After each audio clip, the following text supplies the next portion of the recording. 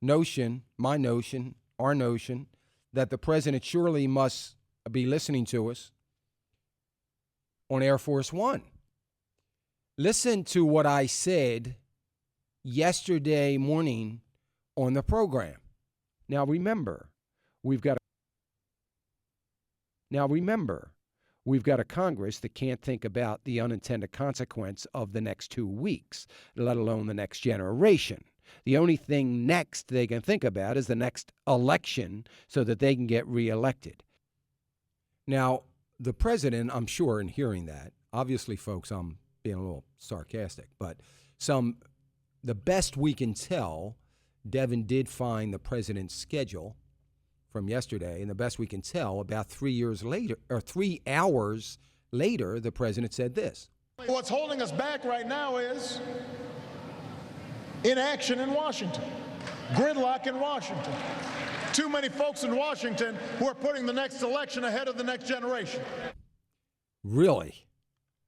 Too many folks in Washington. By the way, that's and I agree, obviously, based on what I said just 3 hours before what he said. I have something that I can agree with the president on wholeheartedly and 100%. That is the problem with our economic system. Now, I was talking about the immigration bill when I made my comment. I was talking about the fact that I was reporting on a story where Mitch McConnell, the Republican leader of the Senate, said that he is planning on ending the debate on the immigration bill and letting it go to a vote. I was disturbed by hearing that. There may be some reports out saying something differently right now. Maybe he listens to me too. And I know none of that is true, folks. But maybe he's rethought this idea and got some pushback from some of the Republicans in the Senate. Obviously not the Gang of Eight, Marco Rubio and others that designed this bill. I'm sure they didn't push back. They're the ones that pushed the bill. Maybe he's getting some pushback. But my problem was with it that we're not even thinking through, we being the government, I should say, is not even thinking through the unintended consequence of this. I was responding also to Schumer, Senator Schumer from New York, saying illegal immigration is going to be a thing of the past. This is a great thing. Yeah, he's right about that. It is going to be a thing of the past, and we're going to have basically a totally open border in another 10 years, and nobody is thinking about the economic unintended consequence that this is going to be, not only on our American workforce and those that have come here legally as immigrants or have been born here. Not only is it going to impact that, it is going to dramatically impact the deficit in this country, because it is going to dramatically increase the amount of people that are coming here and finding out when they get here that it's perfectly okay if they can't get a job, because they now live in the nanny state of America where the benefits are increasingly better. Now, I think it's interesting that as we think about that, by the way, 888-589-8840, it's interesting when we think about that, Speaker Boehner said yesterday that he plans on supporting this bloated, ridiculous farm bill. Now, I can say that with confidence because I know there are an awful lot of farmers that listen to me, and I can say that without any hesitation, because all of you that are ranchers and farmers that have listened to me for any length of time know how I feel about ranchers and farmers. I believe it is one of the most honorable jobs in the country, and I so appreciate the service, and I believe it is the hardest job in the country, and I'm so grateful. But the Farm Bill is not a farm bill at all. First of all, the farm bill is 80% food stamps. 80% of the farm bill, which is now close to $1 billion, 80% of it is for food stamps. We need to be writing Speaker Boehner and said, how can you support this bill? If it's 80% food stamps, that tells us that the entitlement program of food stamps in and of itself ought to be separated out so that it can be debated and looked on and scored by the CBO as a separate bill. It has become too bloated and too big to be thrown into a farm bill because everybody wants to vote for a farm bill. That's why there's so much junk in it.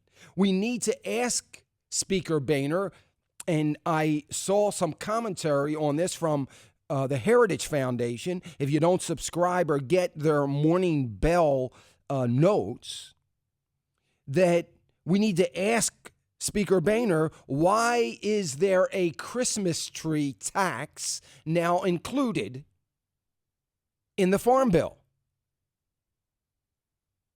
That's not helping farmers, that's hurting tree farmers, and it's hurting America. Why would the farm bill spend 56% more this year, 56% more this year on this bill when so-called, and I say so-called, conservative Republicans pretend, and it is pretend to be concerned about the massive federal debt that we have. And it is confirmation that it's all pretend. They don't care about the massive debt. All they care about is spending. How can we possibly justify an increase of 56% in one particular bill? How do we justify a 42% increase in the budget for the EPA? How do we justify double-digit increase in budget for the Department of Education?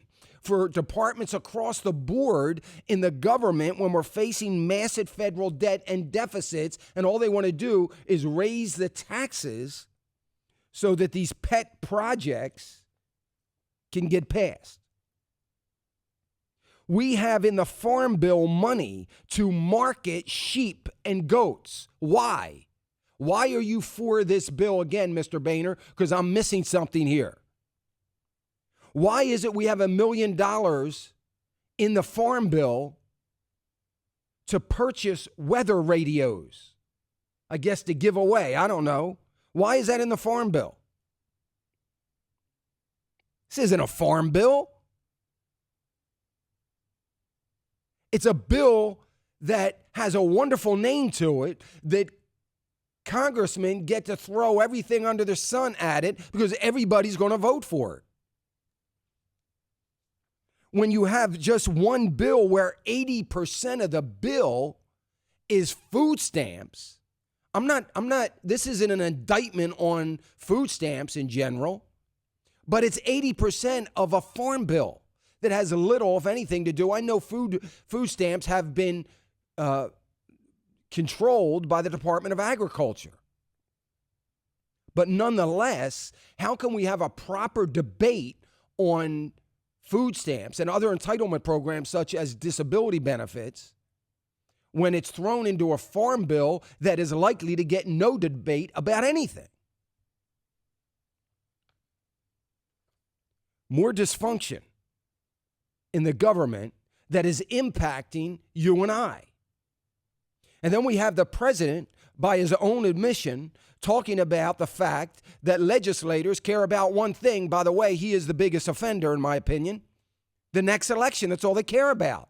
They don't care about. Do you really believe there's a legislator? I know there is. I know there's 40 or 50 that are. I know, I believe Ted Cruz is. I believe Michelle Bachmann, though she is leaving, is, and there are many others, there are 40, 50 others that do care about our children and the next generation. But 50-60 amongst 550 is not cutting it. They care about getting reelected. You know, I talked about this, Tiva, this abortion pill that we need to be working. And I got some great emails yesterday. I got an email from a guy who called his financial advisor. They checked it out. They found out he had a large position in his mutual fund. He got rid of it immediately. He told him to sell it as quick as he possibly can. And I got so many like that. It's just amazing. But they spent $5.7 million lobbying Washington, D.C. And guess who one of the largest recipients of that $5.7 million was? So you can imagine this is the largest. So you can imagine how many, because it's not that much money, how much they spread around. But one of the representatives that was more than willing to take $23,000 for his reelection campaign was Senator Casey from my state of Pennsylvania. He is a Democrat, supposedly pro-life candidate. He is a pro-life Democrat that somehow $23,000 was enough to buy his support to see thousands of babies murdered. $23,000. See, Senator Casey is perfectly okay because he believes that the murder of thousands of babies is worth something less than $23,000 for his campaign fund. How pathetic is that? And let me tell you something. He will run unopposed. He will run unopposed. And he will likely win again. That's just one out of the $5.7 million of their campaign. Someone called yesterday. I hope she's listening. Called, not the program, but I think called into another program and talked to the call screener, and the call screener called me and told me that someone was concerned because I was missing an important fact about this. As I was talking about Tivia and we've got to get rid of them, I was missing the fact of the joint venture that they have in this product. Now, the joint venture was originally with an organization called Watson Pharmaceutical. Watson Pharmaceutical, located over in Parsippany, New Jersey, was bought out, I believe it was the beginning of this year, by a Swiss pharmaceutical company called Actavis. That is a publicly traded company. ACT is the symbol. They are involved in this, but they are also marketers and distributors here in the U.S. and do a very good job, and their main goal is to market and distribute generic drugs. That's what they do. Now, I've got a problem with them nonetheless, and certainly we should do a little more research even into our mutual funds and make sure that they don't have ACT or Actavis, which is a Swiss pharmaceutical company as well. But they're not spending the $5.7 million to lobby Washington, D.C. They have not been involved in the original lobby, getting it to 17-year-olds. They haven't been involved in the new lobby, getting it to 15-year-olds. And they have not been involved in the manufacturing and the development of the generic Plan B pill. So they will be involved in the distribution and the marketing, which I don't know if they're going to need any marketing, but they will be distributing. I did get a list of all the distribution outlets that are going to be carrying it. It was pretty much every drugstore in the country. So it's not really, I don't need to read the list. Pretty much you name it, they'll be carrying it. So another clarification. So to that woman that said I didn't give that enough attention, the partner with Tivia, the pharmaceutical for the Plan B pill, the abortion pill, I apologize. That woman who called in was right. I did not give that adequate attention. I glossed over it about 3 weeks ago when I talked about. I mentioned this this company out of New Jersey that was involved in it, but didn't give it enough attention. So I wanted to clarify that. So I did a little research again on it last night just to find out where they were on it. Anyway, we are going to get right to the phones. We got a full board. Melanie from Houston, Texas, you're on deck. Hang in there. We're going to get right to you after this break. You're listening to AFR Talk, Financial Issues. I'm Dan Celia. All the markets in negative territory. They were scheduled. I don't know where they opened 15 minutes ago, whether they opened positive or not, as the futures indicated. I'm assuming they did.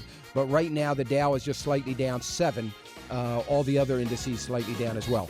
We'll be right back after this.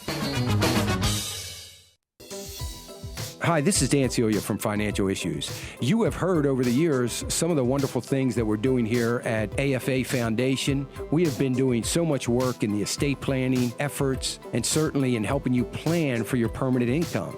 We conduct town hall meetings and seminars, and we're so grateful to educate our listeners in your stewardship. We would like you to continue in the planning process, and as a part of that, include the American Family Foundation.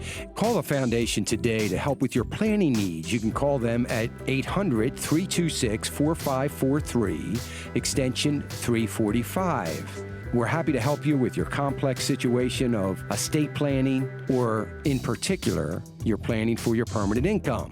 We hope you'll do that today. Make this the year that you plan. American Family Foundation, 800-326-4543, extension 345. Hi, this is Dan Celia. Would you go to financialissues.org and just look through the opportunities that we have for you to partner with us? In partnering with Financial Issues, you're going to get some great information. You're going to be part of my email alert system that is going to tell you about buys and sells within the stocks that I am watching very closely. You're going to see the list of that 130 some stocks. You're going to also have access to my buy list and my investment strategies. And by the way, in a short period of time, we're going to have a banking platform that is going to allow you to do your internet banking without any fees, earn as much as 1.5% interest on your checking account through our banking platform. But you've got to be a partner with us in the ministry to have access to all that. Would you consider it? It sure would be a blessing to us. Go to financialissues.org. That's financialissues.org. Join Dan Celia, along with Tim Wildman, Alex McFarland, and Mike Huckabee for a wonderful time of worship, teaching,